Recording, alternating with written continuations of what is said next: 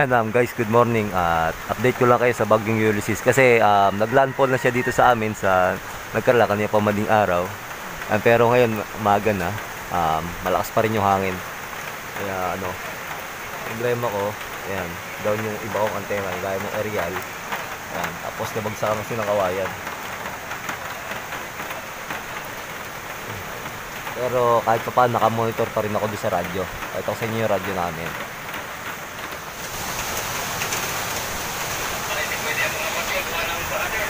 Guys, sobrang lakas ng hangin pa rin yan, no? Mga traffic enforcer, ang wakas, malalaki na sasakyan, matataas, ang pwede makalampas. Yung mga kotse, yung mabababa, hindi pa po pwede at mataas ang baha. Kumarin nyo, merong isang barangay dito sa amin, guys. Mga papunta ron. Yan, may isang barangay dito sa amin, yung Wakat. Malapit na kasi sa Palawan. Yun, baha yun, guys. Ibig sabihin, hindi pa passable sa mga light na sasakyan. Wala, andun yung inyong mga ilog eh.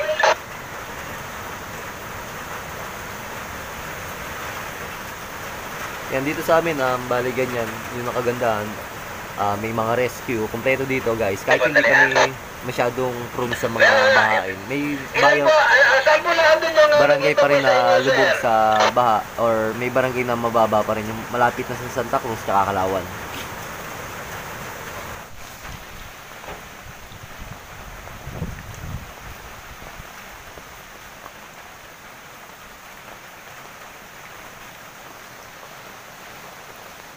Kung makikita nyo, guys, yung hangin, wala siyang direction, talagang ang niya, umiikot siya, hindi siya kumbaga pasilangan lang or pahilaga. Ang nangyayari sa kanya, umiikot talaga siya.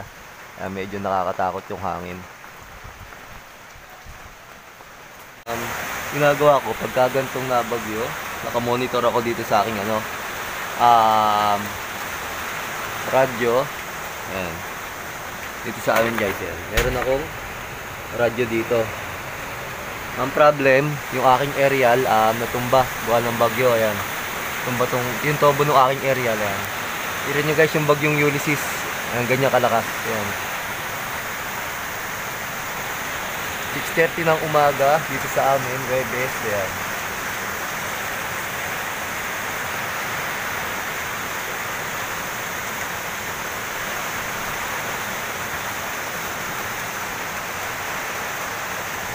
tapos kita nyo, guys, yung ilog na awas na. Ayan, malapit kasi kami sa ilog, kaya ayan, nakita nyo, guys, naawas na yung ilog. Kapag kaganyan kalaki na yung tubig ng ilog dito sa amin, tiyak na may mga bayang bahala kasi mataas na lugar tong Nagcarlan, yung mga Santa Cruz, gaya Santa Cruz, Siniluan, medyo lubog na yan.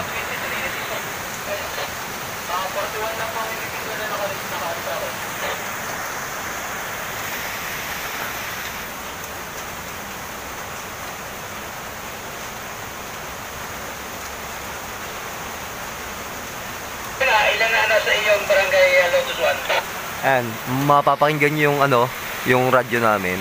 Medyo down kasi yung aerial ko, kaya yung iba hindi nasasagap. Sir, 13 po, 13. Kaya kung marinig nyo, nagre-rescue doon sa ibang barangay namin. Ayan.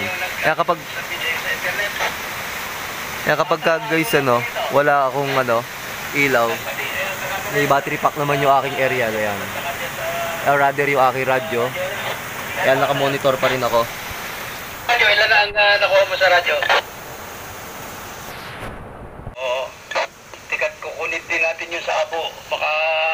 Pero may ilan daw sila ay nakapagbigay na sa messenger ng abo. Sir, dito po tinawag po sa radyo.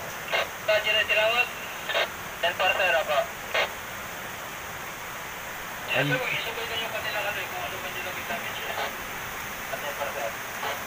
Kung mapapakinggan nyo, guys, medyo busy yung aming rescue team ng Nagcarlan kasi medyo dito din dumaan halos yung bagyong Ulysses.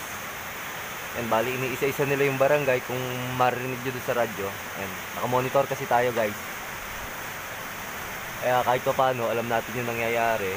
Ang nangyari lang, guys, down yung aking aerial, kaya hindi natin marinig yung ibang Bababa na po ang Bangkuro.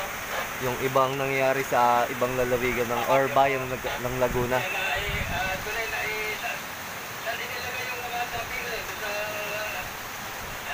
pinaglalagyan natin. Sila.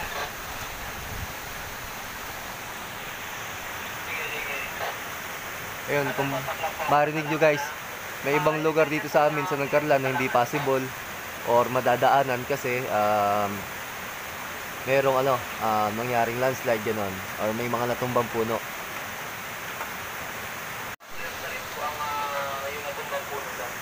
Ayun guys, may isang barangay na na-clear na nila. Nantay na lang po, ito po sa atin sa Barangay Marapilya at saka po itong sa Barangay Malaya at may clearing na team na rin po dyan. And guys, yung Barangay Marabilla, yun yung aming way mula dito sa bayan ng Nagkarlan. Shortcut yun, papunta ng Kalawan, diretso ng yung mga paluwas ng Maynila. Ayan. Kiniklear nila guys kasi para yung passable na dapat. Bawa may mga rescue kasing dadaan.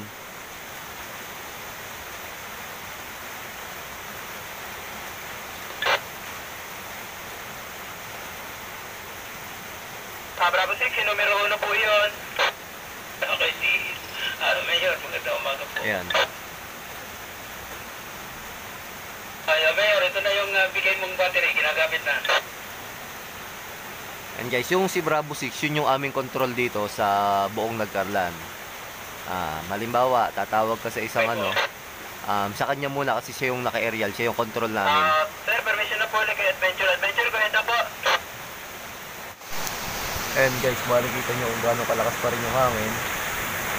Kasi naglandfall na dito sa amin yung bagyong Ulysses kaninang madaling araw. Yan.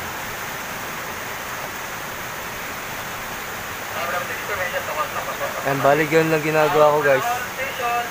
Pag di ako makalabas, nakikinig na lang ako sa radyo kung ano yung magiging balita din sa aming bayan. Pinakagandahan pagka meron ka radyo sa bahay.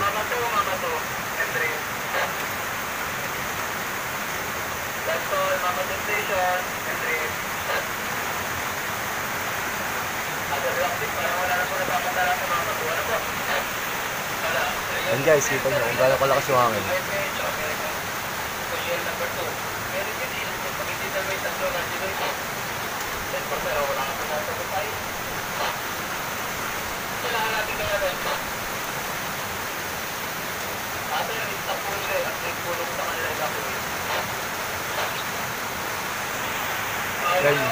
Guys, yung aming Endrin busy sa mga evacuee. Kasi may mga lugar din sa amin dito sa Nagkarlan na kailangan evacuate, lalo ng mga tabing ilog yung bahay, tapos mayroong mga prone din sa landslide guys, ayun. Pero hindi naman kami binabaha. Ito mga barangay na hindi pa nakapagsusumiti. Please share ng kanilang mga evacuee. Tawag po ninyo sa amin.